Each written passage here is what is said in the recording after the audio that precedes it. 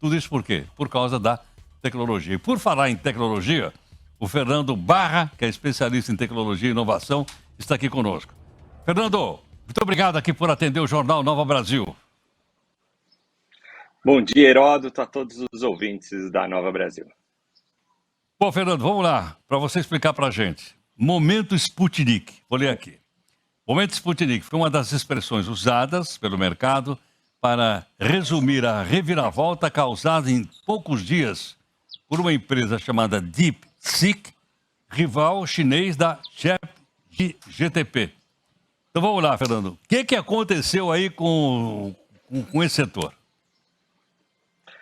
Vamos lá, Heródoto, para os ouvintes da Nova Brasil entenderem esse boom que tem acontecido nos últimos dias e principalmente ontem, onde as ações das maiores empresas de tecnologia diminuíram aí mais de 20%.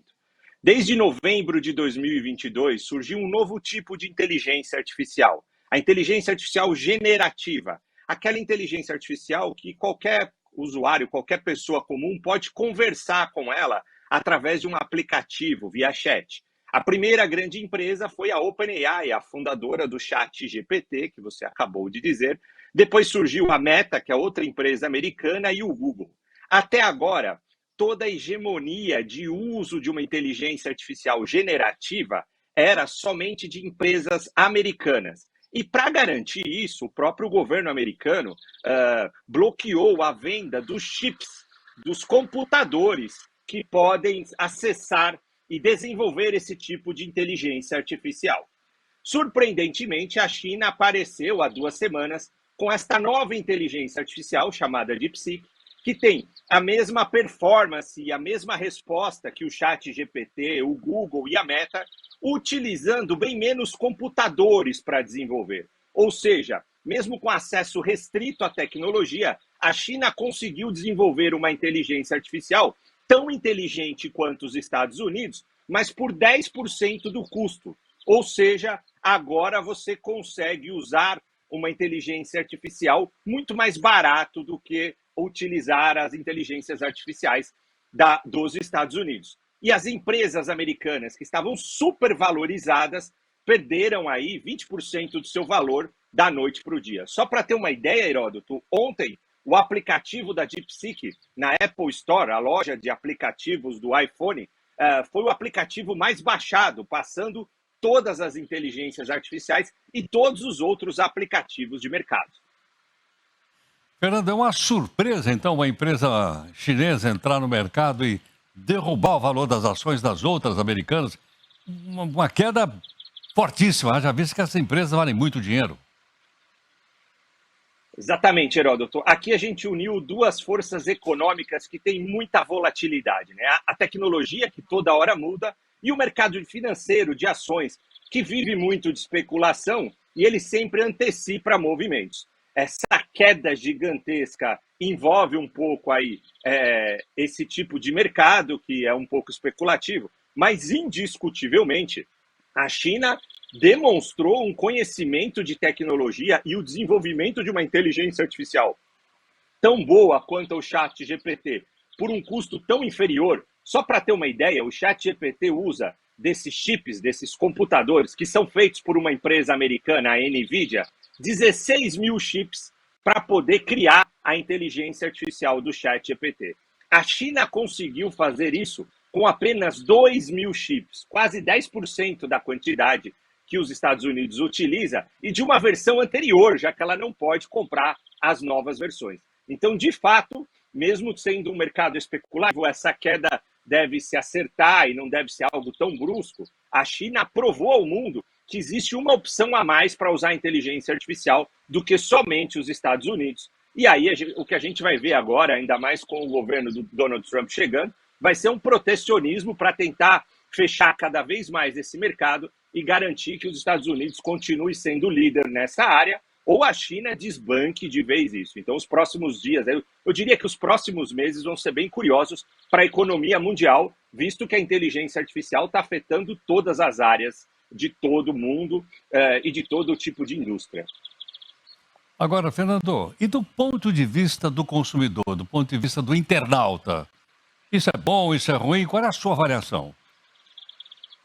Olha, eu vou dividir dois tipos de consumidor aqui. O consumidor final, nós que utilizamos, de fato apareceu uma nova inteligência artificial que também pode ser consultada, mas que responde muito bem, que em todos os testes, eu mesmo fiz diversos testes nas últimas semanas, a qualidade da resposta foi boa, já existem diversos testes na internet demonstrando isso, mas do ponto de vista do consumidor final, a gente não sabe como essa inteligência artificial foi desenvolvida, quais dados que ela utilizou para treinar, e no contrato não está claro o que essa empresa chinesa pode fazer com os dados que eu pergunto para ela. Então, se eu fizer uma pergunta subindo algum dado pessoal meu, se eu informar meu telefone, meu endereço, algum documento, ela está armazenando esse dado aonde? Isso não está muito claro.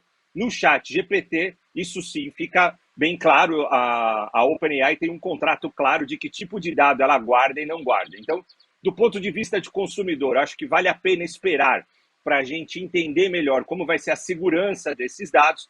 Do ponto de vista de empresas que usam a inteligência artificial para melhorar os seus sistemas, o custo de uso do chinês está muito mais barato. A DeepSeek é 10% do preço, e a gente vai ver algumas empresas de fato aí, porque aí elas controlam o tipo de dados que elas vão utilizar, já começar a usar esse motor agora e pagar bem menos por ele do que pagaria pelo chat GPT.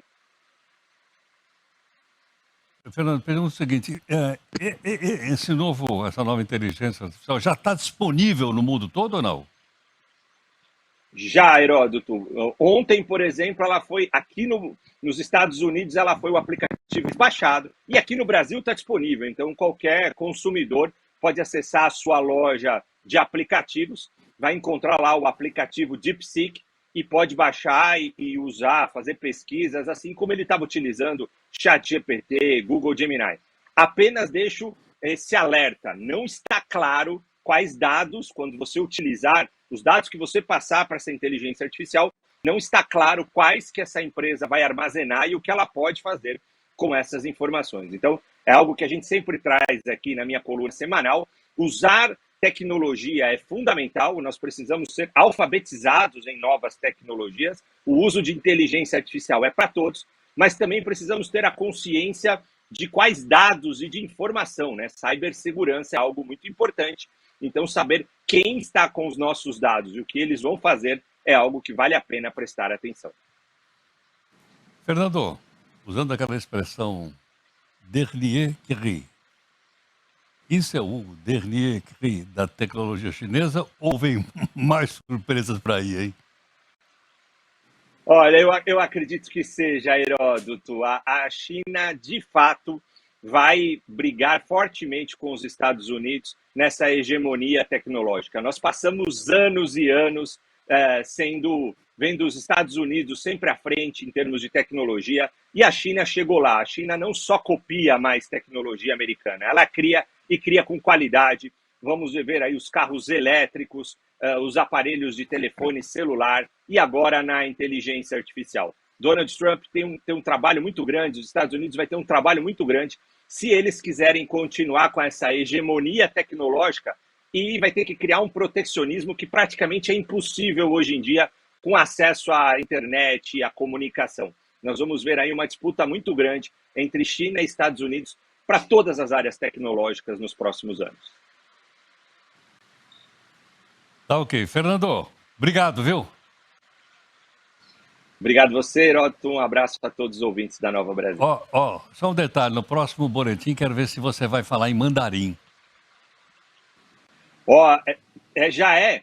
Olha que interessante, só para complementar aqui, eu não tenho essa fluência, gostaria, mas aquele aplicativo, existe um aplicativo que ensina línguas, o Duolingo, que é muito conhecido. É um aplicativo americano e ele ensina línguas através de jogos, assim, é o aplicativo mais utilizado no mundo. E nas últimas 2 semanas, a língua mais aprendida dentro do Duolingo foi o mandarim, por 2 motivos.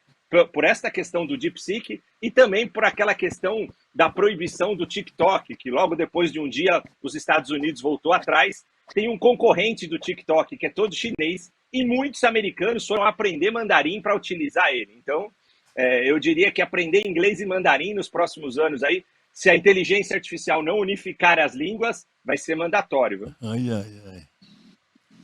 Muito obrigado. Fernando Barra, que é especialista em tecnologia e inovação, 8h55.